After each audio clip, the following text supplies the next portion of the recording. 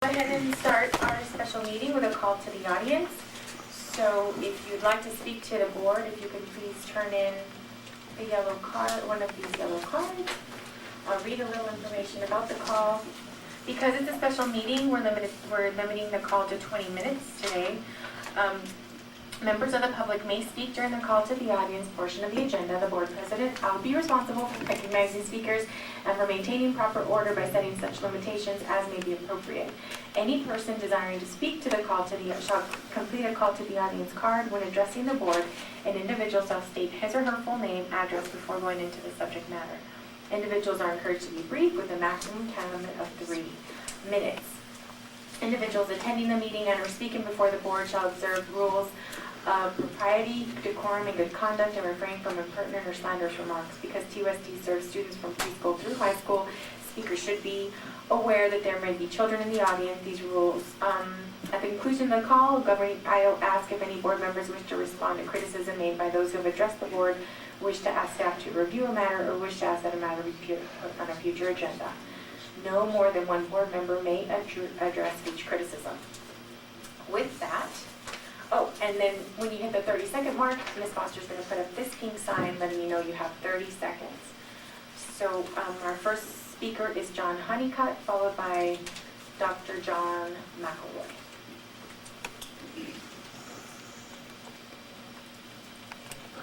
Good evening, board. Dr. Petticone, President Grijalva.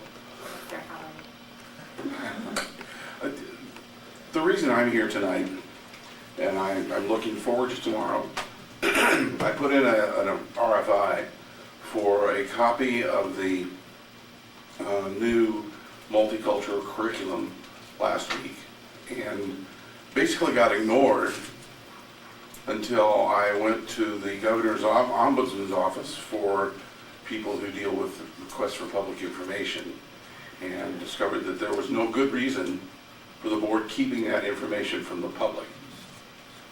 A number of items have happened that there were promises made and commitments made to include the public in the development of the curriculum.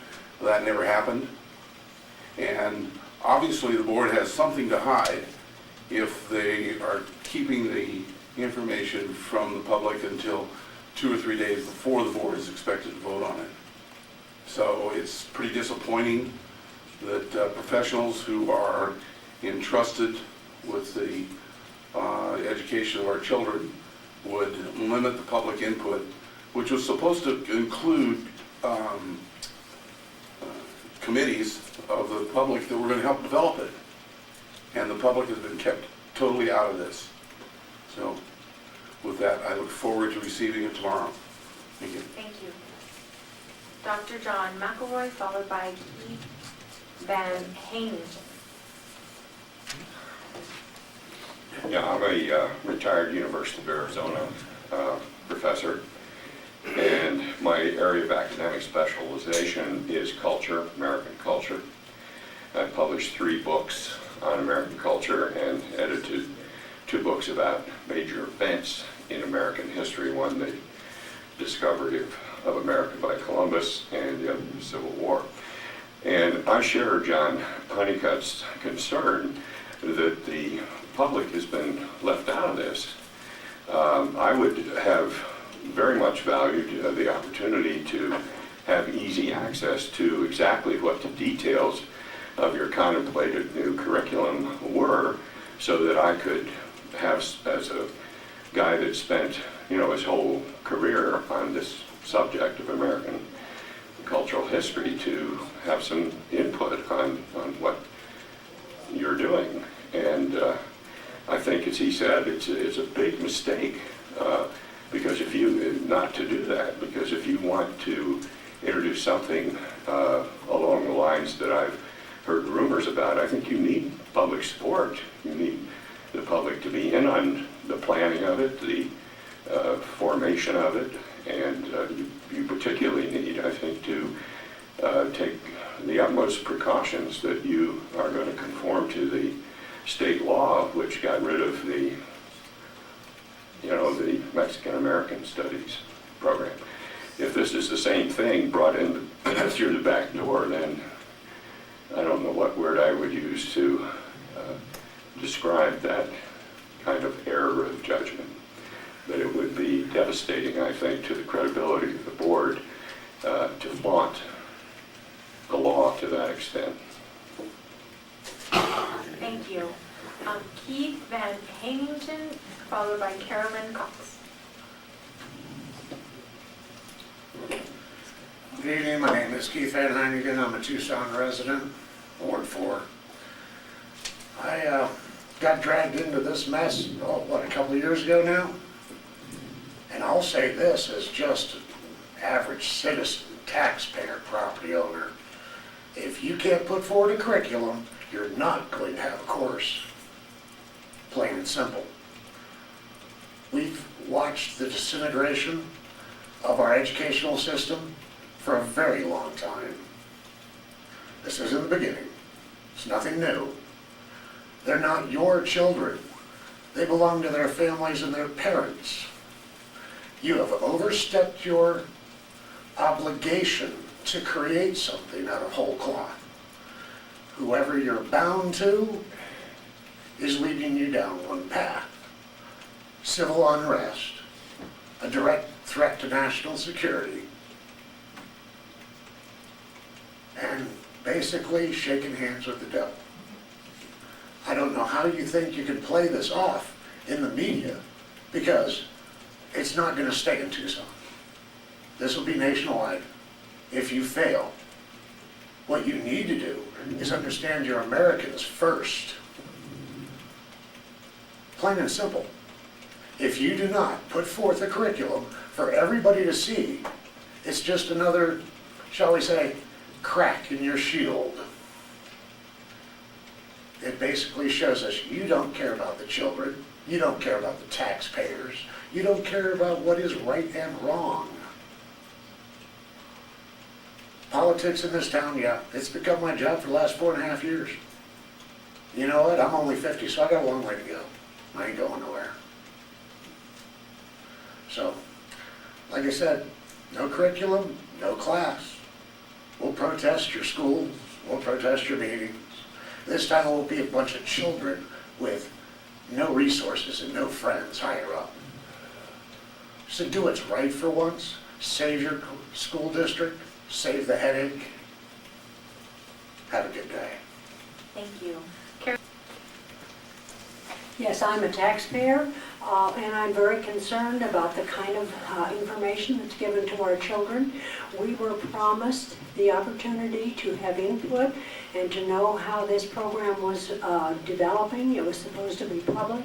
There was supposed to be input from the public.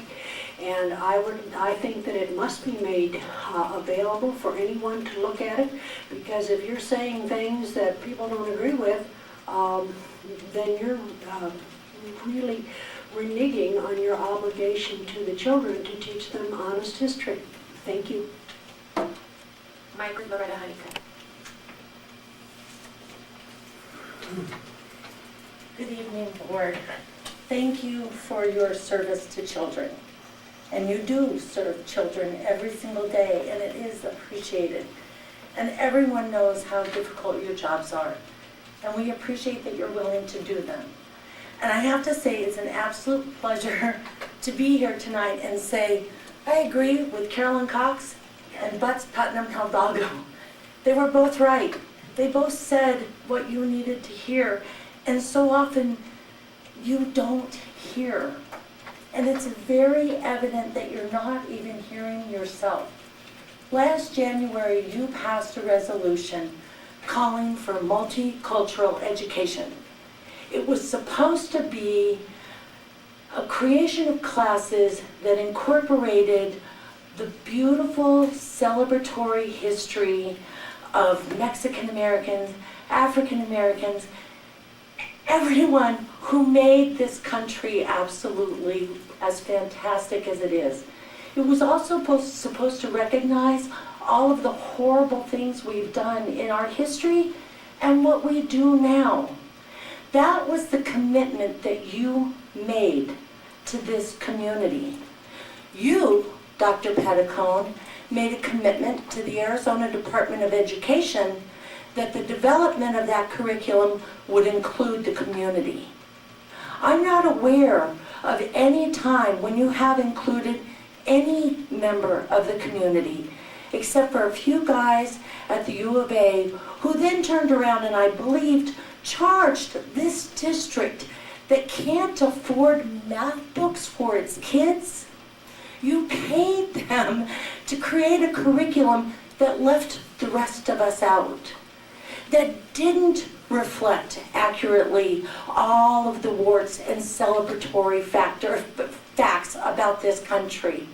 You have left parents like Betts out of the process, taxpayers like Carolyn Cox out of the process. Every single one of the people who are here tonight care dearly about the children of this district. And you can smile and you can be smug, but you have left the public out of this process. And I am so grateful that this district is looking for a new superintendent. Because if there was ever anyone who intended to absolutely destroy public education in this community, it has been you.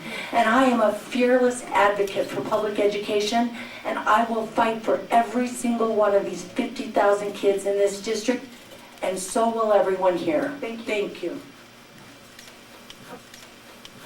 Someone? Yes, if I can, so board members, is there anyone who wishes to address a criticism? Yes, I would like to talk about the curriculum for a second because I am the board member who misspoke on the radio.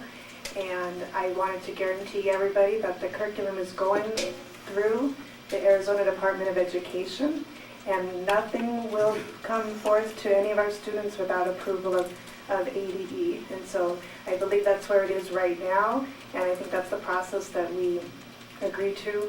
And we have not gone off path with that.